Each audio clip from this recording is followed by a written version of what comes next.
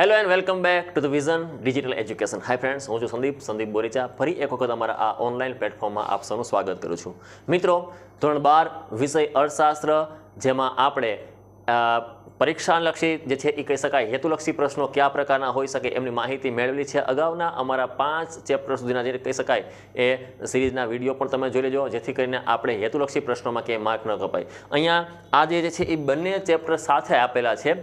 પ્રકરણ 6 ચેપ્ટર 6 છે એ છે બેરોજગારી અને ચેપ્ટર 7 છે એ છે વસ્તી. એટલે આ બંને ચેપ્ટરને આજે સાથે રાખીશું. એનું કારણ એકમાત્ર એ છે કે બેરોજગારીના પ્રકરણની અંદરથી મોટાભાગના બનતા પ્રશ્નો છે એ થોડાક સરળ છે. એમ કહી શકાય કે જ્યારે આપણે વિધાનોને વાંચીએ જવાબમાં ઓપ્શનમાં આપેલા હોય તો એમાં સમજાઈ શકે છે. 7મા નંબરનું ચેપ્ટર એ છે વસ્તી છે. હવે વસ્તી ચેપ્ટરને પણ સાથે એટલા માટે રાખવામાં આવ્યું છે કેમ કે આમાં પણ અમુક વસ્તુ એવી છે કે જે ટકાવારીમાં છે ને આંકડાકીય બાબતમાં છે. હવે આંકડાકીય બાબતોની હું માહિતી આપું એટલે હું બોલું અને તમે સાંભળો એવું છે, એની કરતાં તમે વાંચશો તો તમને વધારે અનુકૂળ રહેશે. એટલે એ પીડીએફ કે મટીરિયલમાં તમને એ બેસ્ટ રહેશે. એટલે આ બંને ચેપ્ટરમાંથી બનતા એવા પ્રશ્નો કે જે આપણને વિધાનલક્ષી હોય અથવા પરીક્ષામાં બનતા શબ્દો એમાં જવાબમાં આવતા હોય એને આવરી અને આજનો ચેપ્ટર આપણે અહીંયા બંને અભ્યાસમાં લેશું. તો ચેપ્ટર 6 અને 7 મિત્રો યાદ રાખજો. 6થું બેરોજગારી અને 7મું વસ્તી. ચાલો, અહીંયા જો આ પ્રકારના પ્રશ્ન છે. હવે મેં તમને કીધું કે શરૂઆતમાં કે બેરોજગારીના ચેપ્ટરમાં પ્રશ્નો ખૂબ સરળ છે. તો સિમ્પલ એ છે કે જ્યારે આપણી સામે આવા પ્રકારનો પ્રશ્ન મૂકેલો હોય કે ખાલી જગ્યા એટલે કામ કરી શકે તેવી વ્યક્તિ કામ વગરની સ્થિતિમાં રહે તે. તો સિમ્પલ છે કે જ્યારે વ્યક્તિની કામ કરવાની ઈચ્છા, શક્તિ, ક્ષમતા, લાયકાત, આવડત, કૌશલ્ય, કુનેહ બધી વસ્તુ એમાં કમ્પ્લીટ છે, પણ છતાં એમને કામ મળતું નથી. આવું કામ ન મળી શકવાની સ્થિતિને આપણે બેકારી અથવા બેરોજગારી તરીકે ઓળખીએ છીએ. તમારી સામે ઓપ્શન મૂકેલા હોય ગરીબી છે, રોજગારી છે, કામગીરી છે.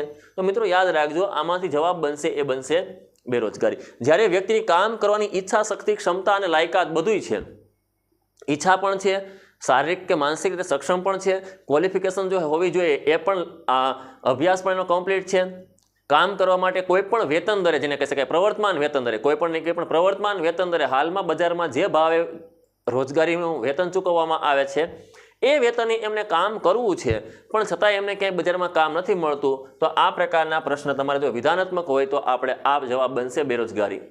ચાલો, બેરોજગારીના પ્રકારો નક્કી કરવાના 4 માપદંડ રજૂ કરનાર કોણ છે? વેંકટરામન સમિતિ, તેંડુલકર સમિતિ, ભગવતી સમિતિ કે રાજકૃષ્ણ સમિતિ? તો મિત્રો અહીંયા 4 પ્રકારના જેને કહી શકાય એ માપદંડો આપેલા છે. પહેલા તો એને આપણે 4 માપદંડને સમજી લઈએ.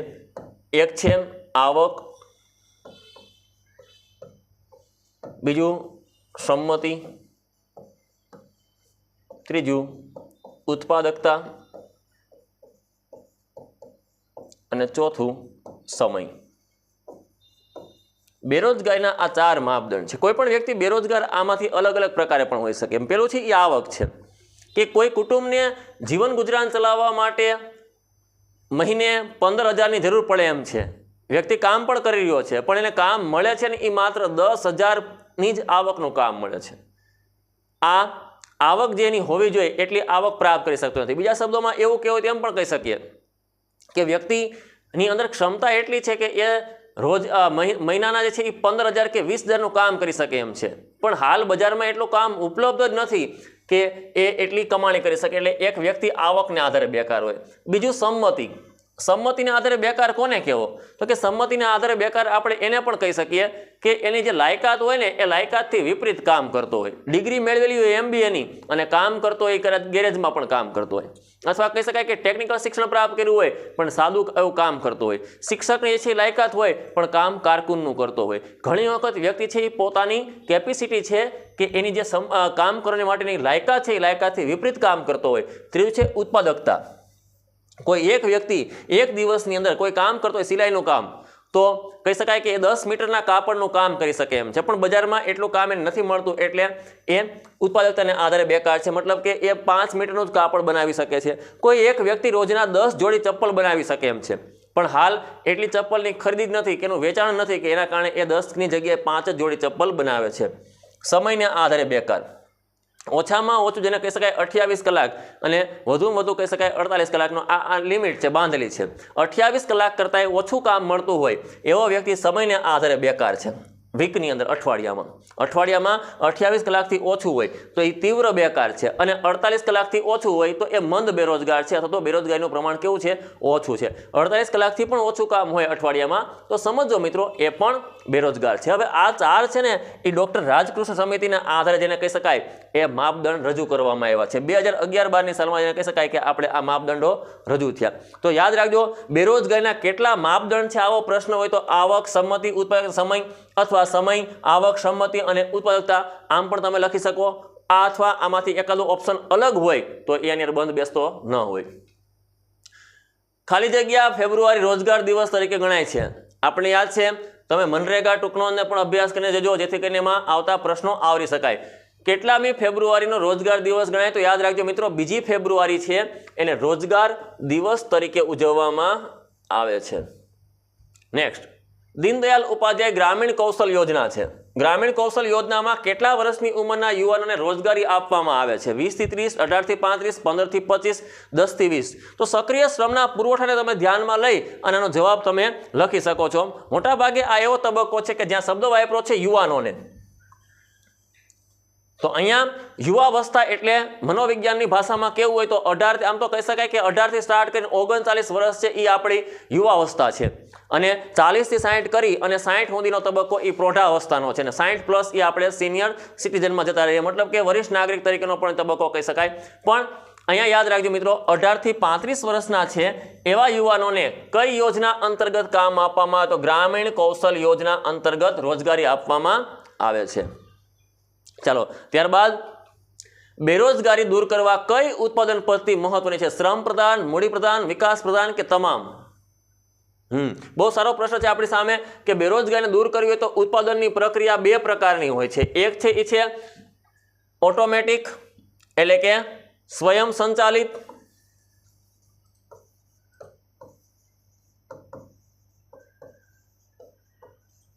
અને એક છે માનવ શ્રમ દ્વારા એટલે કે મેન્યુઅલી ઓપરેટ. ઓટોમેટિક અને મેન્યુઅલી ઓપરેટ 2 પ્રકારની આવે. સ્વયં સંચાલિત હોય અને માનવ શ્રમવાળી હોય છે. હવે આપણને બધાને ખ્યાલ છે કે 18મી સદીની અંદર કહી શકાય ઔદ્યોગિક ક્રાંતિ આવી. આ ઔદ્યોગિક ક્રાંતિ આવવાને કારણે, ઇન્ડસ્ટ્રીયલ રિવોલ્યુશનને કારણે કહી શકાય કે ઉદ્યોગોની સંખ્યા સતતને માટે વધતી ગઈ. બ્રિટનની અંદર આવેલી આ ક્રાંતિ હતી. પણ એનો એક નેગેટિવ ઇફેક્ટ એ પણ જોવા મળી કે જ્યાં 4 લોકો કામ કરતા હતા પહેલા, એ જગ્યાએ હવે ખાલી એક જ માણસની જરૂર પડી અને એ પદ્ધતિ હતી મૂડી પ્રધાન પદ્ધતિ હતી. મૂડી પ્રધાન એટલે મશીનો, યાદ રાખજો મિત્રો, મશીન દ્વારા જે વસ્તુ બને છે તે. અને શ્રમ પ્રધાન એટલે કે વ્યક્તિ દ્વારા. જ્યારે લોકો કામ કરે એવી ઉત્પાદન પદ્ધતિને કહેવાય શ્રમ પ્રધાન ઉત્પાદન પદ્ધતિ. તો બન્યું શું તો કે જ્યારે મશીનો આવવાને કારણે 4 માણસની જગ્યાએ મશીનને ખાલી ઓપરેટ કરી શકે એવા એક જ માણસની જરૂર રહી, એટલે આવો વ્યક્તિ જે બેકાર બન્યો એ મૂડીને કારણે બેકાર બન્યો. આને આપણે ઘર્ષણજન્ય બેરોજગારીનો એક ભાગ પણ ઓળખતા હતા. પણ યાદ રાખજો, હાલના સમયમાં શ્રમ પ્રધાન ઉત્પાદન પદ્ધતિ વધુ અનુકૂળ આવશે. કેમ કે શ્રમિક છે એ પોતે રોજગારી પ્રાપ્ત કરી શકે છે. તો મશીન છે એ લોકોનું કામ છીનવે છે, જ્યારે રોજગારી આપવા માટે છે એ ગૃહ ઉદ્યોગ, ટચુકડા ઉદ્યોગ, લઘુ ઉદ્યોગ, આ પ્રકારના ઉદ્યોગો વધુ અનુકૂળ આવે. નેક્સ્ટ મિત્રો, ખામીયુક્ત શિક્ષણ પદ્ધતિ કેવી બેરોજગારીનું મુખ્ય કારણ છે? Very good. આ પ્રશ્ન આવા પ્રકારનો છે કે ભારતમાં ભણે તો છે પણ ભણીને કરવાનો છે હું એ કાંઈ ખબર નથી. તો યાદ રાખજો, અહીંયા ખામીયુક્ત શિક્ષણ પદ્ધતિ હોય તો આ પ્રકારનો પ્રશ્ન સહેલો પ્રશ્ન છે, ખૂબ જ સહેલો પ્રશ્ન છે કે આજે મોટા ભાગે આપણે પુસ્તકીય જ્ઞાનને વધુ મહત્વ આપી રહ્યા છે. પુસ્તકીય જ્ઞાનને વધુ મહત્વ આપ્યું, પ્રાયોગિક જ્ઞાનને આપણે ક્યાંક ને ક્યાંક ભૂલી ગયા છે. પ્રેક્ટિકલી જ્ઞાન, આજે વિદ્યાર્થી ભણે તો છે પણ ભણે જાય છે અને સિસ્ટમમાં ઢહળાતો જાય છે, એમ કહીએ છીએ આપણે શબ્દો વાપરીએ. 11મું 12મું કરે, કોલેજમાં જાય, કોલેજમાં જઈને આપણે છે એ પછી આપણે હમણાં વાત કરી કે સંમતિ, અભ્યાસ કર્યો એને કરતાં વિપરીત કામ કરવા માંડે છે. તો આ ખામીયુક્ત શિક્ષણ પદ્ધતિ છે. મોટાભાગે વિદ્યાર્થી જે વિદ્યાર્થી કાળમાં અભ્યાસ કરે છે માધ્યમિક કક્ષાએ કે પ્રાથમિક કક્ષાએ, એ તો એમને જીવન ઉપયોગી ક્યાંય થતું જ નથી. આ પ્રકારનું શિક્ષણ એ ખામીયુક્ત શિક્ષણ છે. હવે ખામીયુક્ત શિક્ષણને કારણે મોટાભાગે છે ને શિક્ષિત બેકારીનું પ્રમાણમાં શું થાય છે? વધારો થાય છે. ઓછામાં ઓછું માધ્યમિક શિક્ષણ પ્રાપ્ત કર્યું હોય પણ છતાં એને ક્યાંય કામ નથી મળતું, આવો વ્યક્તિ છે એ વ્યક્તિને આપણે કેવો બેકાર કહે છે મિત્રો? શિક્ષિત બેકાર. કઈ પ્રચ્છન્ન બેરોજગારીનું અન્ય નામ નીચેના વિકલ્પમાં બંધ બેસતું નથી. આમાંથી કયું એવું નામ છે કે જે આની આમ સાથે કનેક્ટેડ ન હોય? કઈ તો કે પ્રચ્છન્ન.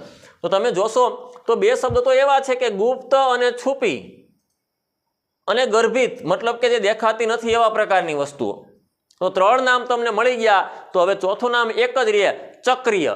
ચક્રીય બેકારી છે એ તેજી મંદીના વેપાર ચક્રથી ઉદ્ભવે છે.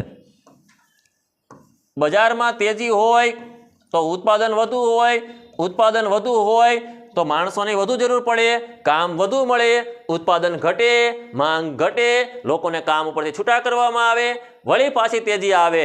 તેજી મંદીનું આ ચક્ર, આ સાયકલ ચાલ્યા રાખે, લોકો બેકાર બન્યા રાખે, કામ મળ્યા રાખે.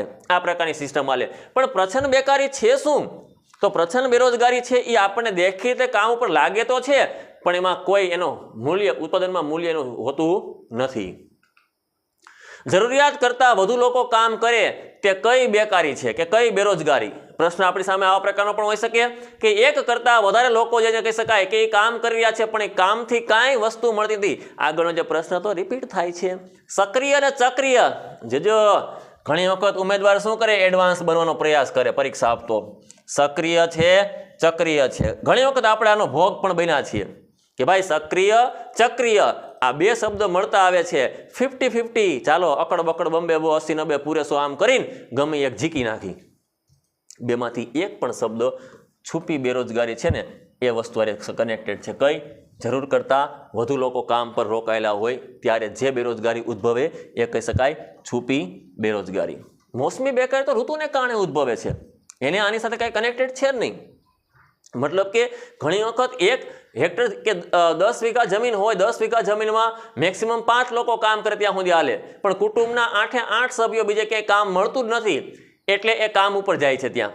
હવે આવા લોકો જે બેકાર બને છે એને આપણે મોસમી બેકાર કહીએ છીએ. તમે જોશો તો એ કામ ઉપર દેખીતી રીતે કામ ઉપર લાગશે, ખેતરમાં કામ કરતા હોય એવો લાગશે, પણ એ જાય કે ન જાય નથી, ઉત્પાદનમાં કોઈ ફેર પડવાનો હતો નહીં. આવા જે બેરોજગાર બને છે એને આપણે કહીએ છીએ છુપા બેરોજગાર. મિત્રો આ ખાસ યાદ રાખજો, છુપી બેરોજગારી છે ને એને આપણે પ્રચ્છન્ન કહેશું, અપ્રત્યક્ષ કહેશું, જે હોતા નથી. મતલબ કે ગર્ભિત હતી, છુપી હતી, ગુપ્ત હતી, આવા પ્રકારની બેરોજગારી છે. કામ તો કરતા હોય પણ કામમાં એનું મૂલ્ય હોતું નથી. ભારતમાં, ઇન્ડિયાની અંદર દર વર્ષે ખાલી જગ્યા કરોડ વસ્તી વધે છે. આમ તો કહી શકાય કે 2011-12 પ્રમાણે એવું કહેવાય કે ઓસ્ટ્રેલિયાની જે વસ્તી હતી એની કરતાં ઇન્ડિયામાં એક વર્ષમાં એટલી વસ્તી વધી જતી હતી. હા, આ વસ્તી આપણે ઇન્ડિયામાં ખાલી જગ્યા કરોડ વસ્તી વધે કેટલા? તો કે દર વર્ષે ઇન્ડિયામાં પોપ્યુલેશનમાં ઉમેરો થાય છે. હવે જો 2.70 કરોડ, અહીંયા 70 આવ્યા, 70 એટલે થઈ ગયું થોડુંક. આ 12 આપ્યા છે તો 12 કરોડ તો હોઈ શકે નહીં, એટલે ઉમેદવારની પાસે એક જવાબ સીધો નીકળી ગયો. 3 જવાબ આપણી પાસે વધ્યા છે. 2.70 તો કે 2001ની સાલમાં જ્યારે આપણી વસ્તી વધતી હતી ત્યારે આપણે વસ્તી વૃદ્ધિનો દર 2001ની સાલમાં હતો એ હતો 1.9%, અથવા તો એમ કહી શકાય કે 1,90,00,000. અને 2011ની સાલમાં દેશમાં વસ્તી વૃદ્ધિનો દર પ્રોપર કહી શકાય 1.64% છે, 1,64,00,000. તો 1,64,00,000ની નજીકમાં જે કોઈ હોય એ વસ્તુ છે એ છે 1.70. એટલે આમ કહી શકાય રાઉન્ડ ફિગરમાં આપણે કહેશું 1,70,00,000 જેવી વસ્તી ભારતમાં દર વર્ષે વધે છે. તો આ 2001નો આંકડો યાદ રાખજો, આ 2011નો આંકડો છે. આ બંને આંકડા આપણે યાદ રાખી શકશું પરીક્ષામાં. આ પ્રકારના પ્રશ્નો પણ આપણી સામે હોઈ શકે. ઇકોનોમિક્સનો અભ્યાસ કરતા હોય ને વસ્તી નો આવે તો બની જ ન શકે. નેક્સ્ટ, અર્થશાસ્ત્રમાં બેરોજગારી કયા સ્વરૂપે ગણતરીમાં લેવાય છે? અનૈચ્છિક, સ્વૈચ્છિક, સક્રિય અને નિષ્ક્રિય. અર્થશાસ્ત્રમાં જ્યારે અભ્યાસ કરતા હોય ત્યારે બેરોજગારીને કઈ રીતે ધ્યાને લેવાય? તો સ્વૈચ્છિક શું છે મિત્રો? તો યાદ રાખજો, મને કામ તો મળે પણ મારે કામે જવું નથી.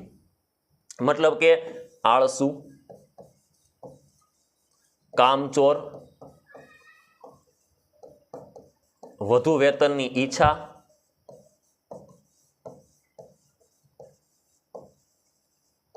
આવો જે વ્યક્તિ છે ને એ કેવો બેકાર છે?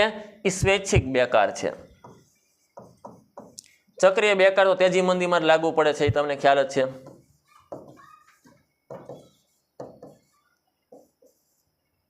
નિષ્ક્રિય આવી કોઈ બેકારી છે જ નહીં. અને અનૈચ્છિક, કામ કરવાની ઈચ્છા. કામ કરવાની ઈચ્છા જે છે એવો જે બેરોજગાર બને એ વ્યક્તિ અનૈચ્છિક બેકાર બને. મારી કામ કરવાની ઈચ્છા છે, અનિચ્છા જેને કહી શકાય કે અનૈચ્છિક બેરોજગારી. સ્વૈચ્છિક તો હું મારી સ્વ ઈચ્છાએ બેકાર બન્યો, મારે કામે નથી જવું ભાઈ, મને તમે બોલાવો કામે પણ મારે આવું જ નથી, કે ભાઈ મારે બપોર પછી ક્યાંય કામ નથી કરવું, મારે સવારમાં જ નોકરી કરવી છે, મારે તમારે લેક્ચર લેવા નથી આવો. કેમ? તો કે ભાઈ મારે તમારે જે છે એ મારે કામની જરૂર નથી, તમે જે પગાર આપો એ પગાર મને પોસાતો જ નથી, તમે જે લેક્ચરના ભાવ આપો છો, અર્થશાસ્ત્રનો લેક્ચર લેવા હું આવું, તમે મને 300 રૂપિયા આપો, મારે 300 રૂપિયામાં કામ નથી કરવું, મારે 350 રૂપિયામાં કામ કરવું છે. શિક્ષક આવું કહે. આવો શિક્ષક છે ને એ કેવો બેકાર છે? સ્વૈચ્છિક બેકાર છે. કેવો બેકાર છે?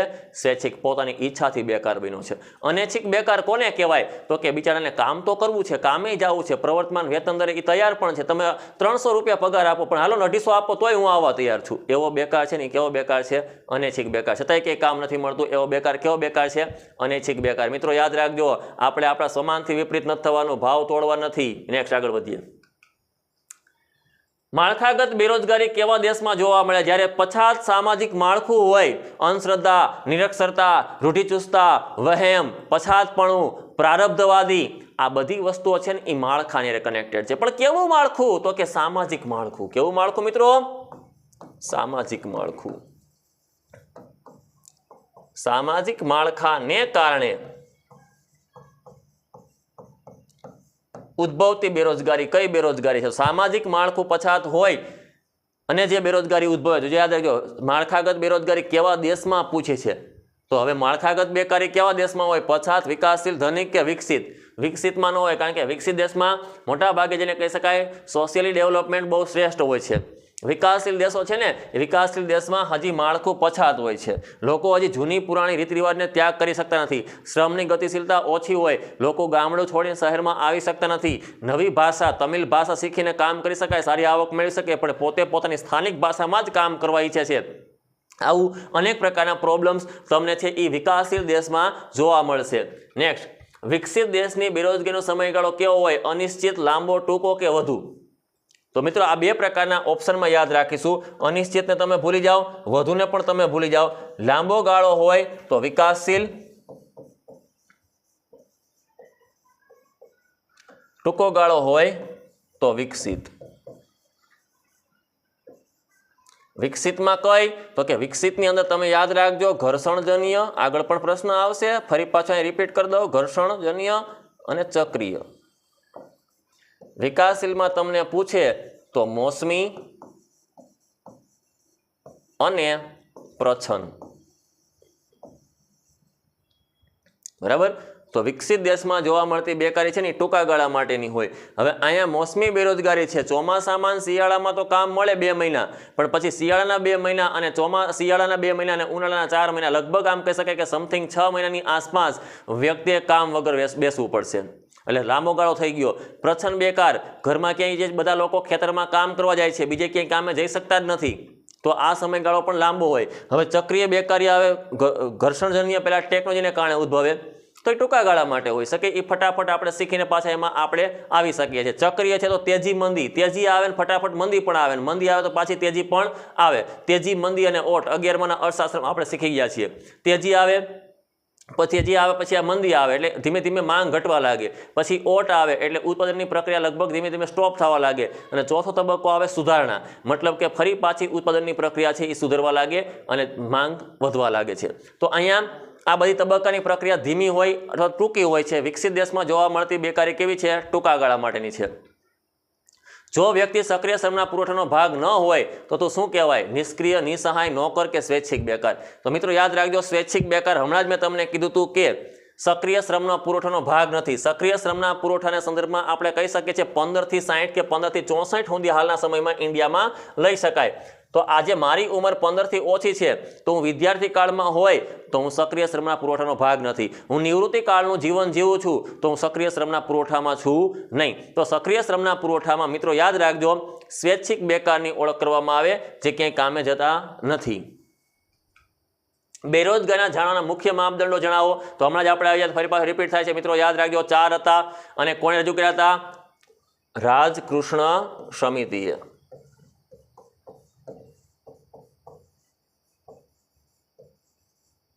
બરાબર છે. નેક્સ્ટ, કયા વય જૂથમાં સંપૂર્ણ બેકારીના લોકો વધુ પડતા ભોગ બને છે, અથવા તો કયા એજના તબક્કાની અંદર સંપૂર્ણ બેકારી જોવા મળે? 15 થી 20 વર્ષ, 30 થી 35 વર્ષ, 15 થી 25 વર્ષ, 12 થી 18 વર્ષ. મોટા ભાગના શું ટીક કરીને આવશે? તો કે મોટા ભાગના છે ને 35 ની હારે કનેક્ટેડ થશે, કેમ કે આ ઉંમરનો તબક્કાને ધ્યાને લઈને જોશે.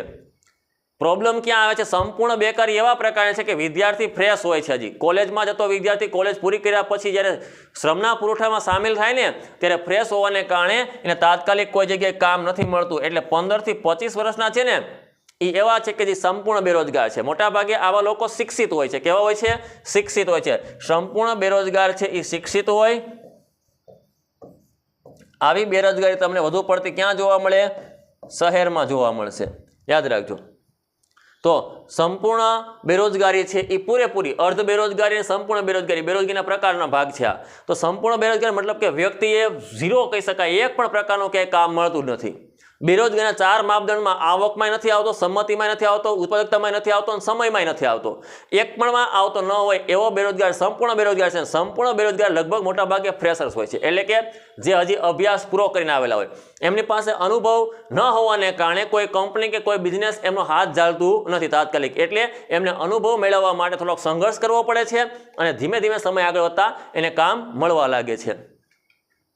તેજી મંદીને લીધે સર્જન પામતી બેરોજગારી, મિત્રો યાદ રાખજો ખાસ, ચક્રીય તેજી મંદીનું સર્જન થાય તો જે બેરોજગારી આવે એ ચક્રીય બેરોજગારી આવે. પ્રચ્છન્ન બેરોજગારી કયા ક્ષેત્રમાં જોવા મળે? હમણાં જ આપણે વાત કરી, પ્રચ્છન્ન બેરોજગારી છે એ વિકાસશીલ દેશમાં જોવા મળે છે. પ્રચ્છન્ન બેરોજગારી ક્યાંમાં જોવા મળશે? વિકાસશીલ દેશની મુખ્ય આર્થિક પ્રવૃત્તિ શું છે? ખેતી. તો આ પ્રચ્છન્ન બેરોજગારી, અપ્રત્યક્ષ બેરોજગારી કે છુપી બેરોજગારી ક્યાં જોવા મળશે? ખેતીની અંદર. પ્રચ્છન્ન બેરોજગારીની સીમાંત ઉત્પાદકતા શું હોય? 0, 1, 2, 0 થી ઓછી. 0 થી ઓછું તો કંઈ થવાનું છે નહીં, શૂન્ય જ છે, 0. મિત્રો યાદ રાખજો, કારણ કે કામ કરે છે ને પ્રચ્છન્ન બેરોજગાર, દેખીતી તમને કામ ઉપર લાગશે પણ એને કામ ઉપર હોવાથી એના ઉત્પાદકમાં કોઈ ફેર નથી પડવાનો. જાય તોય ભલે કામે, ન જાય તોય ભલે, એ એટલું જ ઉત્પાદન થવાનું હોય. તો એની ઉત્પાદકતા કેવી થઈ જાય છે? 0, શૂન્ય છે.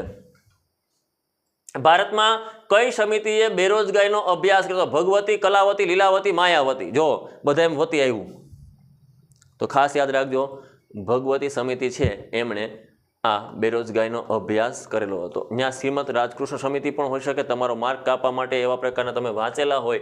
MS સ્વામિનાથન સમિતિ પણ હોઈ શકે, જે વસ્તી નીતિમાં હતી એ પણ હોઈ શકે. એટલે તમે ખાસ યાદ રાખજો આ પ્રકારે અભ્યાસમાં લેવું કે ભગવતી સમિતિ. પ્રધાનમંત્રી કૃષિ સિંચાઈ યોજના ક્યારે સ્ટાર્ટ થઈ? તો હર ખેત કો પાણી આનું સૂત્ર છે. પ્રધાનમંત્રી કૃષિ સિંચાઈ યોજનાનું સૂત્ર છે હર ખેત કો પાણી. 1 જૂન 99, 1 જુલાઈ 2015, એપ્રિલ 2020, 1 મે 1919. કહી શકાય કે ઇન્ડિયાની અંદર ભાજપાની સરકાર આવ્યા પછી લગભગ આ યોજનાને અમલમાં મૂકવામાં આવી. 1 જુલાઈ 2015ના રોજ આ યોજના ભારતભરમાં લાગુ કરવામાં આવી. સિંચાઈના માળખામાં વધારો થાય, હયાત માળખાઓ કે કેનાલના માળખામાં વધારો કરવામાં આવે, એટલે સિંચાઈને કનેક્ટેડ છે. મતલબ કે નાના મોટા ચેકડેમ બાંધવા, તળાવડાઓ બાંધવા, આ બધી વસ્તુ આની સાથે સંલગ્ન હતી. નવી ટેકનોલોજીને કારણે ઉદ્ભવતી બેકારી એટલે કેવી બેકારી? તો યાદ રાખજો, જૂની નવી ટેકનોલોજીનું ઘર્ષણ થાય ત્યારે જે બેરોજગારી ઉત્પન્ન થાય આના માટે શબ્દ જ વાપરો છે ઘર્ષણજન્ય. નવી અને જૂની ટેકનોલોજીનું ઘર્ષણ થાય છે. આપણે ચર્ચા કરી ગયા છે આના ઉપર પણ, એટલે આપણને ખ્યાલ છે કે જેમ મોબાઈલ ફોન આવતા ગયા એમ મોબાઈલ ફોન આવવાને કારણે ઘણા લોકો બેકાર બની ગયા. મોબાઈલ ફોન આવવાને કારણે ટોર્ચ લાઇટવાળા જે હતા એ લોકો બેરોજગાર બની ગયા. ગળામાં ટીંગાડતા એવા સ્ટોપવોચવાળા બેરોજગાર બની ગયા. મોબાઈલ આવવાને કારણે કહી શકાય કે કાંડા ઘડિયાળને રિપેર કરવાવાળા કે કાંડા ઘડિયાળનું ડિમાન્ડ જ ધીમે ધીમે ઘટવા લાગી. મોબાઈલ આવવાને કારણે કેમેરો આવવાથી કેમેરાના રોલ કે ફોટો દોરવાવાળા હતા એ બેરોજગાર બની ગયા. આ એનું એક જ ઉદાહરણ આપણે આપી દઈએ છીએ. તો ઘણી વખત નવી ટેકનોલોજી અમલમાં આવે અર્થતંત્રમાં એટલે અમુક લોકોના કામ શું થવા લાગે છે? બંધ થવા લાગે છે. એટલે યાદ રાખજો, આવી બેરોજગારીને આપણે કહેશું ઘર્ષણજન્ય બેરોજગારી. બેરોજગારીનો ખ્યાલ કોના સંદર્ભમાં સમજાવવામાં આવે છે? ગરીબી, વસ્તી, શિક્ષણ કે સક્રિય શ્રમનો પુરવઠો.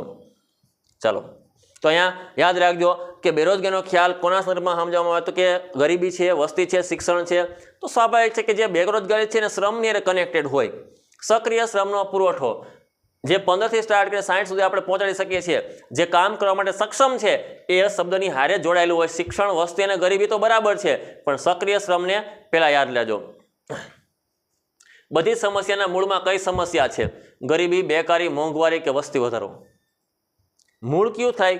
તો કે ગરીબી તો વ્યક્તિ પછી થાય, બેકાર વ્યક્તિ પછી થાય, મોંઘવારી પછી આવે. પહેલા તો શું થાય? વ્યક્તિ જન્મ લે છે. હવે જે જન્મ લે છે એ ઇન્ડિયાની પોપ્યુલેશનમાં ગણતરીમાં આવી જાય છે. તો આજે વસ્તુની માંગ વધવી, વસ્તુનો પુરવઠો ઘટવો, વસ્તુની કિંમતો વધવી, આતંકવાદની સમસ્યા ઊભી થવી, ટ્રાફિકની સમસ્યાનું સર્જન થવું, ઉદ્યોગોની સંખ્યા વધવી, જે કાંઈ પણ તમે જોશો ને એ વસ્તીને કારણે છે. માણસ છે તો આ દુનિયા છે. આ પૃથ્વી શબ્દ ક્યારે આપણે આપ્યો? કે એને બોલનાર વ્યક્તિ આ પૃથ્વી કહેવાય એવા હતા ત્યારે આપણે આપ્યો છે. જો આપણે માણસો જ આ દુનિયામાં ન હોત તો, વ્યક્તિ જ આ દુનિયામાં કોઈ ન હોત તો આ પૃથ્વી આવો શબ્દ જ ન હોત ક્યાંય. તો યાદ રાખજો, વસ્તી વધારો છે બધી જ સમસ્યાના મૂળમાં છે. કયા વય જૂથમાં સૌથી વધુ વસ્તી જોવા મળે છે ઇન્ડિયાને? આપણે કહી શકાય કે 15 થી 64, 5 થી 15, 12 થી 17 અને 60 થી 69. તો આજે ભારતની અંદર છે એ સૌથી વધુ વસ્તી જોવા મળે છે 15 થી 64 ની અંદર. ઇન્ડિયા એવો દેશ છે, યુવાનોનો દેશ છે એમ કહી શકાય કે લગભગ આપણી મોટા ભાગની મોસ્ટલી જે વસ્તી છે એ આજે કેવી છે? સક્રિય શ્રમના પુરવઠાવાળી છે, મતલબ યુવાન છે, યંગ છે. આખા વિશ્વમાં યુવાનોમાં દેશ ગણાતો હોય તો એ ભારત છે. ચીન પણ પાછળ રહી ગયો, કારણ કે ચીને જે છે એ વસ્તીને જે બ્રેક મારી, મતલબ કે ઘટાડો કર્યો. આના કારણે જે યુવાનો હતા હવે ધીમે ધીમે શું થવા લાગ્યા? વૃદ્ધ થવા લાગ્યા. સામે બાળકો હતા એ બાળકોની સંખ્યા જ ઘટી ગઈ. બાળક જન્મ નથી લેતા તો એના કારણે શું બનશે? બાળક નથી જન્મ લેતું, એ બાળક યુવાવસ્થામાં આવી શકવાનું નથી, અથવા તો આવશે તો ઓછા આવશે. તો આ પ્રશ્ન આવી રહ્યો છે. એટલે ઇન્ડિયામાં આજે આપણે બહુ લકી છીએ કે આપણી પાસે સૌથી વધુ યુવાનોની વસ્તી છે. નેક્સ્ટ મિત્રો આગળ વધીએ આપણે. 2011માં ભારતમાં શહેરી વસ્તી કેટલી હતી? 68, 70, 32 કે 12? તો મિત્રો તમે જોશો ને તો અહીંયા બે આંકડાઓ તો એવા છે કે જેને આપણે 100માં કરી શકીએ. 68 + 32 મતલબ 100. બરાબર? નાનકડું એવું ગણિત આપણે એ પણ શીખી લઈએ ઇકોનોમિક્સમાં. તો શું થયું? તો કે આમાં તમારે બે આંકડા તમને પકડાઈ ગયા. હવે તમારે આ વસ્તુ યાદ રાખવાની કે આ છે ને એ ગ્રામીણ વસ્તી છે. કેવી વસ્તી છે? ગ્રામીણ. 2011માં ભારતમાં શહેરમાં વસવાટ કરતી વસ્તી હતી એ હતી 68%, ગ્રામીણ વિસ્તારમાં અને શહેરમાં હતી એ હતી 32%. ધીમે ધીમે આપણા દેશમાં શહેરીકરણની પ્રક્રિયા જે રીતે વેગીલી બનતી જઈ રહી છે, ધીમે ધીમે લોકો સતતને માટે સ્થળાંતર, માઇગ્રેશન કરી રહ્યા છે, શહેર તરફ આવી રહ્યા છે. આ સ્થિતિની અંદર શહેરોની વસ્તીમાં સતતને માટે શું થઈ રહ્યો છે? ઉમેરો. નવી વસ્તી ગણતરી થઈને આવે ત્યારે આપણે કદાચ આ આંકડામાં ફેરફાર પણ જોવા મળે. હાલમાં આપણે આ સાલનો આંકડો યાદ રાખશું. લાસ્ટ જે આપણે હતી એ સેન્સસ મુજબ, વસ્તી ગણતરી મુજબ. આર્થિક વિકાસ માટે કયું સાધન મહત્વનું છે? દેશે ઇકોનોમિકલ ડેવલપમેન્ટ કરવો હોય તો એની પાસે, એ દેશની પાસે એવા તો કયા પ્રકારના વસ્તુઓ ઉપલબ્ધ હોય છે કે જેના કારણે એ દેશ વિકાસ કરી શકે? તો મોટા ભાગે આપણે યાદ રાખશું. જોજો, અહીં લોખંડ છે, અણુ છે, પણ પાણી છે. આ ત્રણ વસ્તુ તો છે જ, પણ સૌથી વધુ શું છે? તો કે ઝાઝી માત્રામાં તો સંસાધનો જોઈએ. તમારી પાસે કાચી સામગ્રી અથવા પૃથ્વીના પેટાળમાંથી નીકળતી ખનિજો અને તમારી એક્સપોર્ટ કરવાની ક્ષમતાઓ જે છે એ ક્ષમતાઓ સતતને માટે વધુ હોય તો તમારો દેશ ઝડપથી આર્થિક વિકાસ કરશે. મિત્રો યાદ રાખજો, આર્થિક વિકાસ માટેનું મહત્વનું સાધન છે કુદરતી સંસાધનો. ભારતમાં કઈ વયજૂથની મહિલા બાળકને જન્મ આપે છે? મહિલાઓ છે એ કઈ એજની મહિલાઓ વધુ પડતા બાળકોને જન્મ આપે? તો 50 થી 70, 10 થી 30, 15 થી 20 કે 15 થી 49? મતલબ અહીંયા છે ને આપણે પ્રજનન કાળને ધ્યાનમાં લેવાનો છે. આજે ભારતમાં વસ્તી વધવાનું કારણ એક એ છે કે નાની ઉંમરે લગ્ન થવાને કારણે લગભગ પ્રજનન કાળ બહુ લાંબો રહે છે, અને આ પ્રજનન કાળ લાંબો લેવાને કારણે વધુ મળતી મહિલાઓ છે બાળકોને વધુ જન્મ આપે છે. સિમ્પલ એ છે કે આ પ્રકારે વસ્તી વધારો થવાનો છે. સરકાર લગ્નની ઉંમરમાં વધારો કરે એટલે શું થશે? તો કે પ્રજનન કાળ ધીમે ધીમે ઘટવા લાગશે. તો પ્રજનન કાળ ઇન્ડિયામાં 15 થી 49નો છે. 15 થી 49 વર્ષની મહિલાના કુખ્યાત જન્મતા જીવિત બાળકોની સંખ્યાને આપણે પ્રજનન દરની સાથે જોડીએ છીએ. મિત્રો યાદ રાખજો, એટલે 15 થી 49 વર્ષ. 2011માં સરેરાશ જીવિત બાળકોની સંખ્યા કેટલી હતી? 1, 12, 6 કે 3? ચાલો, સરેરાશ જીવિત બાળકોની સંખ્યા હતી એ કેટલી હતી? તો કે સરેરાશ એવરેજ ઇન્ડિયાની અંદર છે ને જે મહિલાઓ 15 થી 49 વર્ષની મહિલાઓ જે બાળકોને જન્મ આપે છે એનું પ્રમાણ જે છે એ નીકળે છે ઇન્ડિયામાં એવરેજ 3 નીકળે છે, અને આ સરેરાશ જીવિત બાળકો છે. મિત્રો આરોગ્ય ક્ષેત્રે થયેલી પ્રગતિને કારણે જે આપણે આજની કાળ દરમિયાન એવું કહી શકાય કે 6 બાળકોને મહિલાઓ જન્મ આપતી હતી. શા માટે? તો કે અકાળે મૃત્યુ પામતા બાળકોની સંખ્યા વધુ હતી, બાળ મૃત્યુદરનું પ્રમાણ વધુ હતું, એટલે વધુ પડતા બાળકોને મહિલાઓ જન્મ આપી હતી. એટલે હાલના સમયમાં કહી શકાય કે કોઈ કુટુંબમાં 1 બાળક હોય, કોઈ કુટુંબમાં 2 બાળક હોય, પણ એવરેજ ઇન્ડિયામાં નીકળે છે 3 બાળકોની. વસ્તી નીતિ 2000માં કઈ બાબતને વધુ મહત્વ આપવામાં આવે છે? વિધવા વિવાહ, બાળ લગ્ન, મહિલા વિકાસ, પુત્ર પ્રાપ્તિ કે પુત્ર પ્રાપ્તિની ઘેલછાને મહત્વ આપવામાં. મિત્રો તો આપણી સામે પ્રશ્ન જે આવે છે એ છે વસ્તી નીતિની 2000માં કઈ બાબતને? તો કે યાદ રાખજો, વિધવા વિવાહ, બાળ લગ્ન, મહિલા વિકાસ કે પુત્ર પ્રાપ્તિ. તો વસ્તી નીતિ છે એ વસ્તી જે છે દેશમાં ઘટાડવા માટે મુખ્યત્વે મહિલાઓને શિક્ષિત કરવામાં આવે. આ મહિલાઓને શિક્ષિત કરવામાં આવે તો કહી શકાય કે દેશમાં વસ્તી ઘટી શકે. એટલે મહિલા વિકાસ માટે યાદ રાખજો મિત્રો, મહિલા વિકાસ માટે ને ભાર મૂકવામાં આવ્યો છે. નેક્સ્ટ, વસ્તી નીતિ મુજબ મહિલાઓની લગ્ન વય કેટલા વર્ષ સૂચવાય છે? 2000ની સાલમાં આપણી વસ્તી ઘડવામાં છે, મતલબ કે આપણે જૂનો આંકડો યાદ રાખીશું, પાઠ્યપુસ્તકનો આંકડાને યાદ રાખીને આવીશું, નવા પ્રમાણે ન પણ જઈ શકાય.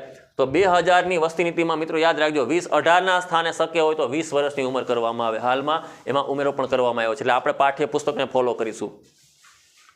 વિજ્ઞાન અને ટેકનોલોજી દ્વારા સેના ઉપર અંકુશ આવ્યો છે? બેકારી, દુષ્કાળ, વસ્તી કે ગરીબ? તો આજે આપણે જાણીએ છીએ કે જેમ જેમ વિજ્ઞાન અને ટેકનોલોજી અગ્રેસર થઈ રહી છે એમ દેશની અંદર આપણને અનેક પ્રકારના લાભ થઈ રહ્યા છે. ખાસ કરીને જે કહી શકાય કે આજે કુદરતી આફતો સામે રક્ષણ મળવા માંડ્યું, આપણે પૂરની આગાહી કરી શકીએ છીએ, વાવાઝોડાની આગાહી કરી શકીએ છીએ, સિસ્મોગ્રાફથી આપણે ભૂકંપ આલેખક યંત્રથી આપણે ભૂકંપની આગાહી થાય ઓછી 99% ન થઈ શકે પણ એ પણ આપણે કહી શકીએ છીએ. સુનામીની પ્રક્રિયા આવે તો આપણને એ પણ ખ્યાલ આવી જાય છે. હવે દુષ્કાળ પડવાના છે તો એ દુષ્કાળની પણ આપણે ટેકનોલોજીને કારણે ખ્યાલ આવવાને કારણે આપણે અગાઉથી કહી શકાય એવા પગલાઓ ભરી શકીએ છીએ. પ્રશ્નમાં બેકારી, વસ્તી અને ગરીબ આવા પ્રકારના હોય, પણ યાદ રાખજો આ વસ્તુ છે એ નીચા મૃત્યુદરના કારણોની અંદર દુષ્કાળનો જે મુદ્દો છે એમાંથી આને લેવામાં આવે છે, કુદરતી આપત્તિની સમસ્યામાંથી. દુષ્કાળ. 2 થી વધુ બાળકો ધરાવનાર દંપતી કઈ ચૂંટણી લડી શકતા નથી? હા, ઇન્ડિયાની અંદર હવે આ પ્રકારનો ધીમે ધીમે નિયમ આવવા માંડ્યો છે કે 2 થી વધુ બાળકો હોય તો એ અમુક પ્રકારની ચૂંટણી ન લડી શકે. લોકસભા મતલબ કે 545 બેઠકો વાળો જે ગૃહ છે એમાં, વડાપ્રધાનની ચૂંટણી મતલબ લોકસભા એમાં, અથવા ગુજરાતમાં વિધાનસભા 182 બેઠક વાળું ગુજરાતમાં છે તેમાં, મતલબ ધારાસભાની ચૂંટણી, ધારાસભ્યની ચૂંટણી, મુખ્યમંત્રીની ચૂંટણી, રાજ્યસભા સંસદનું ઉપલું ગૃહ છે ત્યાં પરોક્ષ ચૂંટણી વાળું ગૃહ, મતલબ કે ભારતની અંદર કહી શકાય કે 250 સભ્યો વાળું બેઠક આ છે 545 અને 182. તમને એમ થાય કે આ પ્રકારનો પ્રશ્ન ક્યાં કર્યો? તો પાર્ટ 1 મેથડનો જે પ્રશ્ન હોય એમાં મેથડની જગ્યાએ આ પાર્ટ 1ની અંદર પણ આ પ્રકારના પ્રશ્નો હોઈ શકે. સ્થાનિક સ્વરાજ્યની ચૂંટણીઓ જે છે, ગ્રામ પંચાયત, તાલુકા પંચાયત, જિલ્લા પંચાયત, આવી ચૂંટણીઓમાં ખાસ કરીને સરપંચની જે ચૂંટણી આવે છે સ્થાનિક સ્વરાજમાં, આમ તો ઘણા પ્રકારના એના છે, સરપંચ સિવાય જે છે ઉપર આવી શકે, પ્રમુખની પણ ચૂંટણીઓ હોય, તાલુકા પ્રમુખ, તાલુકા પંચાયતના પ્રમુખ, જિલ્લા પંચાયતના. આ ચૂંટણીઓની અંદર 2 થી વધુ બાળકો તો ચૂંટણી લડી શકાતી નથી. કેરળની અંદર જાતિ પ્રમાણને લઈને પ્રશ્ન છે મિત્રો, યાદ રાખજો. દર 1000 પુરુષોએ સ્ત્રીઓનું પ્રમાણ, મતલબ જાતિ પ્રમાણ, સેક્સ રેશિયો આને કહી શકાય. દર 1000 પુરુષોએ સ્ત્રીઓની સંખ્યા કે સ્ત્રીઓનું પ્રમાણ કેરળમાં કેટલું હતું? તો 2011 પ્રમાણે પૂછ્યું છે. હાલનો આંકડો તો અલગ હોઈ શકે. 1000 પુરુષ સામે 999 સ્ત્રીઓ છે, 1000 પુરુષ સામે 1000 સ્ત્રીઓ છે, 1084 સામે 1000 સ્ત્રીઓની સામે 1000 પુરુષ સામે 1084 કે 1000 પુરુષ સામે 1448. આવા પ્રકારના પણ તમને કન્ફ્યુઝ કરતા પ્રશ્નો આપણને પૂછાઈ શકે. જો હવે શું થયું? 8 4 4 8 આ પ્રકારનું આવ્યું. આ વસ્તુ તો કમ્પ્લીટ ન થાય, કારણ કે આવું તો પરફેક્ટ તો ક્યારે હોય જ ન શકે. એટલે આપણે વિસંગત હોય એવા પ્રકારના જે છે એ આંકડાને ખાસ ધ્યાનમાં લેવો. તો મિત્રો કેરળની અંદર કહી શકાય દર 1000 પુરુષોએ લગભગ 1084 સ્ત્રીઓ ઉપલબ્ધ છે. કેરળ વિકસિત રાજ્ય છે, મોટાભાગના પુરુષો આવક પ્રાપ્તિના સ્ત્રોતમાં જોડાયેલા હોવાને કારણે આઉટ સ્ટેટ, મતલબ કે બીજા રાજ્યમાં જે છે એ કામે હોવાને કારણે અહીંયા મહિલાઓનું પ્રમાણ કેવું રહે છે? વધારે. ચાલો, ભારતમાં સૌપ્રથમ વસ્તી ગણતરી કઈ સાલમાં થઈ હતી? તો સિમ્પલી યાદ રાખજો, મોટા ભાગે આપણે આમાં જઈએ છીએ. આ છે એ યાદ રાખજો, વસ્તીનો આયોજનમાં પ્રથમ વખત જે આયોજન પૂર્વક વસ્તી ગણતરી જે કરવામાં આવી એ પ્રથમ હતી, એ હતી અહીંયા હતી. એટલે મોટા ભાગે શું કરશે ઉમેદવાર? ટીક શું કરી નાખે? 1951. કેમ ભાઈ? તો કે દેશ આઝાદ થયો તો અહીં પહેલી વસ્તી ગણી નહીં. પહેલી વસ્તી ત્યારે ન ગણવામાં આવી હોય. પહેલી વસ્તી તો દેશ આઝાદ નહોતો ને ત્યારે પણ ગણવામાં આવી હતી, મતલબ 1871માં. આ પ્રશ્ન રિપીટ થઈ શકે છે. જમશેદજી તાતા દ્વારા આ વસ્તી ગણતરી કરવામાં આવેલી હતી. મિત્રો ખાસ યાદ રાખજો 1921નું વર્ષ છે ને એ મહાન વિભાજક વર્ષ છે. વસ્તીની દ્રષ્ટિએ મહાન વિભાજક વર્ષ છે. 1921 પછી આજની તારીખે જોઈએ તો એક પણ વર્ષ એવું નથી કે એમાં વસ્તી ઘટી હોય. 1921 સાલમાં થોડોક વસ્તીમાં ઘટાડો આવ્યો હતો એ દશકામાં, બાકીના એક પણ દશકામાં ઘટાડો આવ્યો નથી. 1970માં દેશ આઝાદ થયો નો. ઈસવીસન 2011માં ભારતમાં કુલ વસ્તી કેટલી હતી? 36.1, 54.8, 121.2 કરોડ, 23.8. ચાલો તો પહેલો પ્રશ્ન તમને એ પ્રશ્ન અપાવી દઉં છું.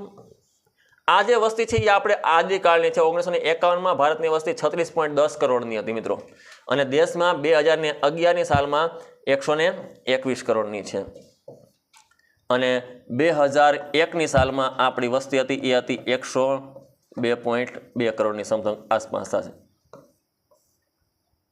ચાલો આંકડાઓ ખાસ, કારણ કે એમાં પરીક્ષામાં વસ્તીના ચેપ્ટરમાં આંકડાકીય માહિતી બહુ જાજી છે એટલે આપણે યાદ રાખવી જ પડશે મિત્રો. આપણે એ ગુણ કાપી નાખશે, આપણો સ્કોર તોડી નાખશે, એવું ન થાય એટલે. નેક્સ્ટ, ઈસવીસન 2011માં ભારતમાં 1000 પુરુષોએ સ્ત્રીઓનું પ્રમાણ કેટલું હતું? હવે જો એ ઓલો આંકડો હતો અગાઉ એ હતો કેરળનો હતો, હવે ભારતની વાત કરીએ છીએ. 930, 950, 940 કે 970. તો ઇન્ડિયામાં જાતિ પ્રમાણ છે 2011ની સાલમાં દર 1000 પુરુષની સામે લગભગ 60 જેટલી સ્ત્રીઓ ઓછી નીકળે છે. આના કારણે કહી શકાય કે આજે સમાજની અંદર લગ્નની સામે પડકારો આવી રહ્યા છે, પ્રજનનની સામે પડકારો આવી રહ્યા છે, અથવા કહી શકાય કે અનિચ્છનીય ઘટનાઓ સમાજમાં થતી જોવા મળે છે. આ બધી ઘટનાઓ પાછળ જવાબદાર જાતિ પ્રમાણનું નીચું રહેવું તે છે.